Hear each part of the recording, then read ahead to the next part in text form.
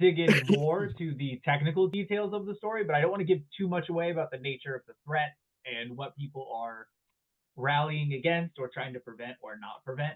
But there was a big focus on the tech in this story. Is that another thing that you pulled from inspiration from Joe with the kind of lore heavy aspect of the story, the world building aspect, or is that all Bob? That's all, Bob. I'm Joe terrible hates at tech. sci-fi. He hates sci-fi.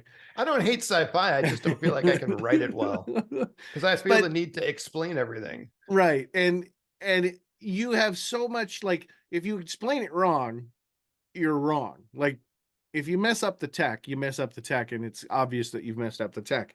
In fantasy, like, you get to make everything up. Like, it's magic. That's what it is. And you can kind of get a little bit of wiggle room in regards to what you do there. Like, exactly with Bruce in the Magic Law series, where he talks about the idea of physics being based on magic. Well, he can get away with that because it's magic, and so it changes things a lot.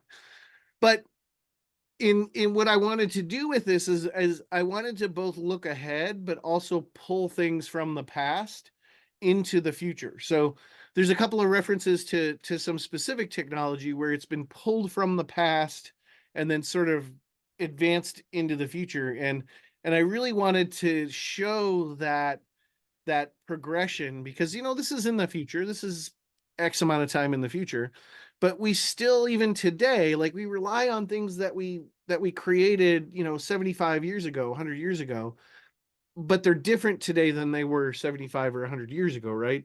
Like, the phone is completely different today than it was 100 years ago. So I wanted to pull these elements of technology that we have today, take them into the future, and see, well, how are they different now? What can they do that they couldn't do today?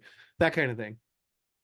No, I think it definitely worked out. It definitely provided atmosphere. There's a good sense of the tech. It all feels like it makes sense.